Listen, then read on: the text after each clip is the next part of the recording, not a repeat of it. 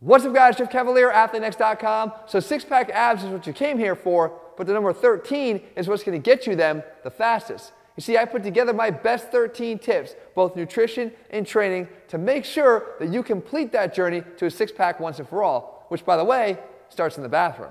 All right, so the first thing on the list actually has to do with the first thing that you need to do in the morning, and that is you need to reach for this before you reach for this to jump in the shower.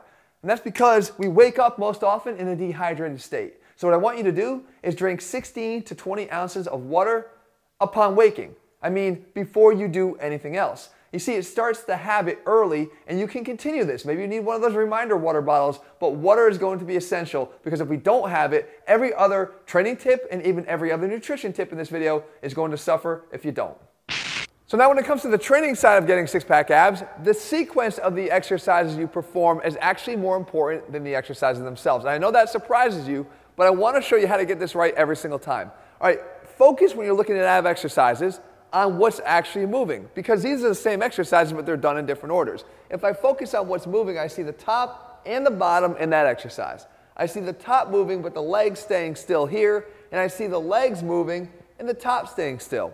Well, what is the right order? This is not right, because what we want to do to get the most out of your ab workout is go this way. You want the bottom-up movements where just the legs are moving to come first. And that's because we need the most energy at the beginning of the workout to handle these moves because we have to lift the additional weight of our legs. These are always going to be the most difficult exercises you do.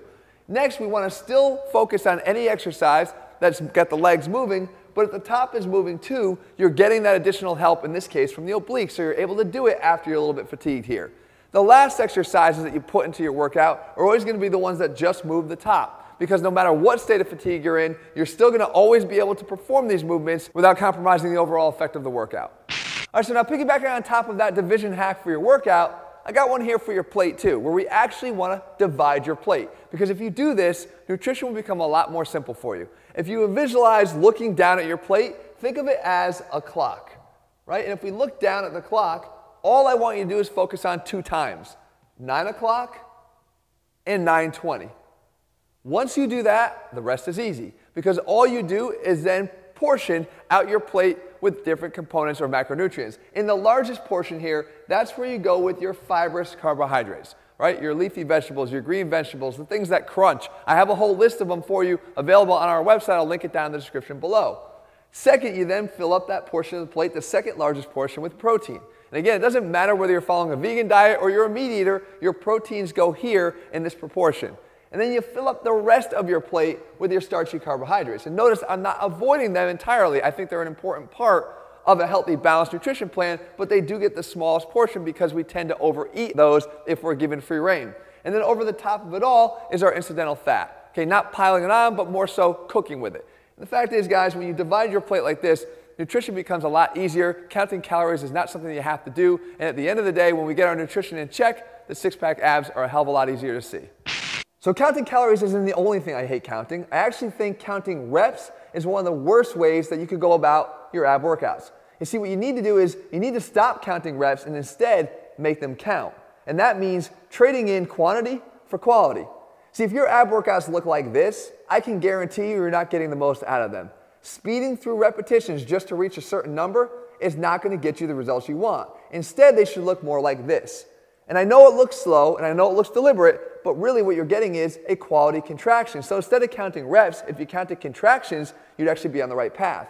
And again, it doesn't matter how long it takes you. As long as you accumulate good repetitions here, what looks like it's slow is actually the fastest way to see abs.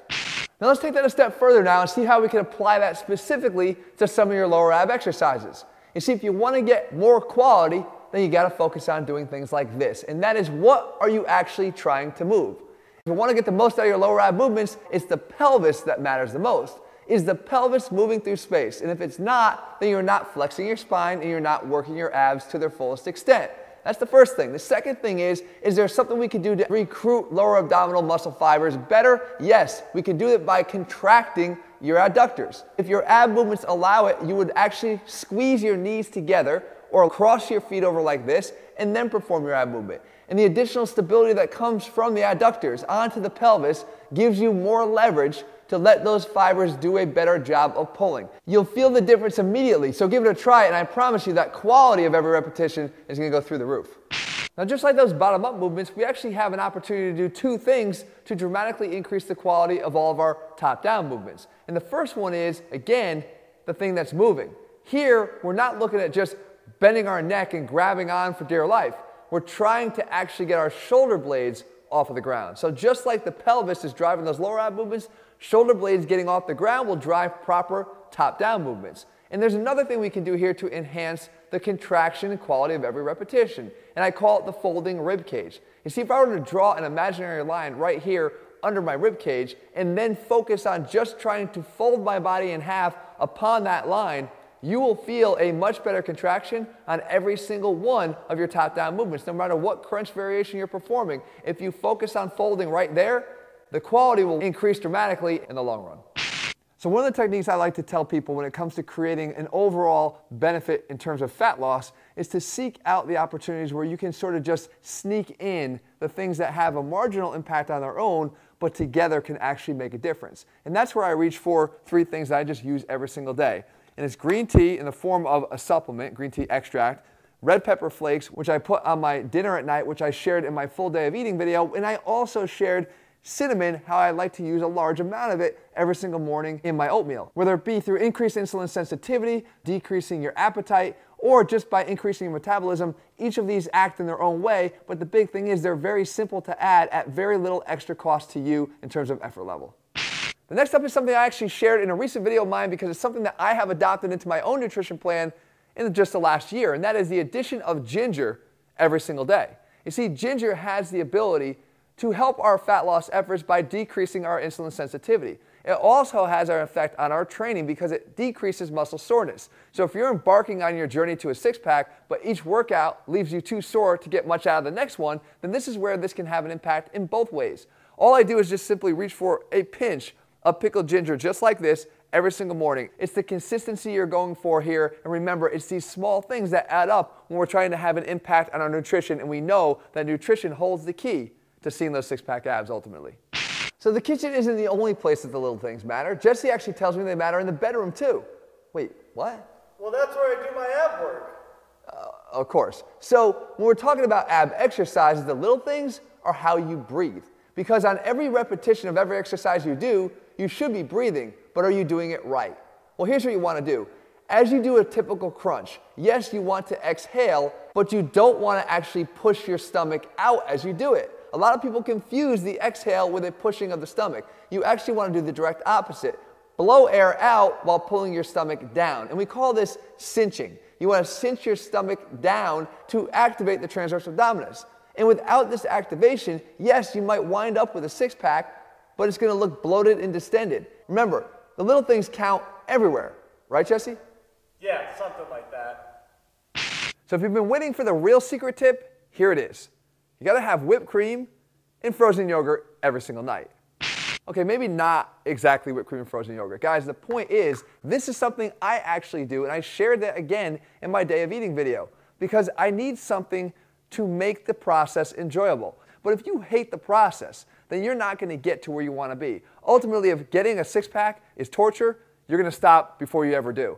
Now, am I saying having a hot fudge sundae with double stuffed Oreos on top? No, I'm saying choose something a little bit more responsible, a healthier option that still satisfies that treat-seeking impulse you have that's going to keep you on track, but at the same time, keep you sane. Speaking of sanity, one of the fastest ways to become frustrated is to actually have a set of six-pack abs, but actually not like the way they look because something's missing. I can tell you what's missing. Most often, it's the crooked muscles that you didn't pay any attention to, and that is the serratus and the obliques.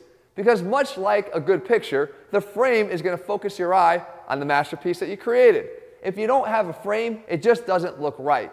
So while there's a million different exercises you could do to train your obliques and serratus, this one in particular gets it done in one move, and it's called the corkscrew. And the goal simply is just to twist as you come up and press down through your hands, getting that protraction for the serratus and getting the twisting for the obliques. Regardless of what exercises you choose, remember the framing is as important as the picture itself, and now that you know it, remember not to forget it.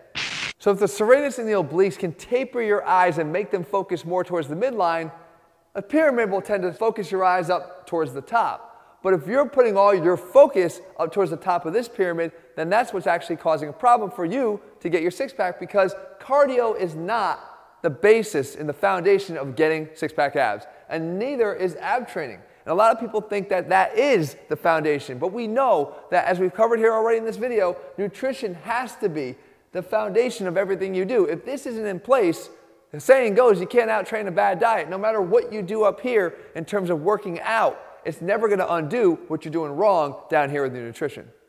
Hey Jeff, you got any snacks for me? You got an apple in the fridge. No, dude, way too much sugar. Grapes? Dude, even more sugar. You want a carrot? Oh, figures. Might as well be a candy cane. You got any jerky for me or something? I mean, come on. Jerky? F***ing jerky you. And finally, though extremely important, extreme nutrition tactics are not necessary and never will be when it comes to getting abs.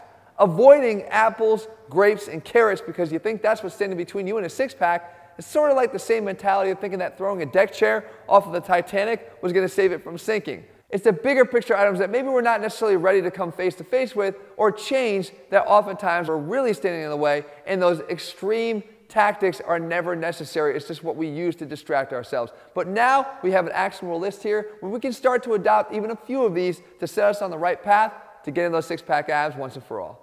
So if these 13 tips have you excited to start your journey to six-pack abs, but you're looking for more, I've got a 22-day ab workout that you're going to want to follow along with me here, or my complete day of eating video that I referenced a few times in this video that you're going to want to check out. If you're looking for step-by-step daily meal plans included with all of our workouts, you can find them over at ATHLEAN-X.com. And if you haven't already done so, guys, make sure you click subscribe and turn your notifications so you never miss a new video when we put one out. See you soon.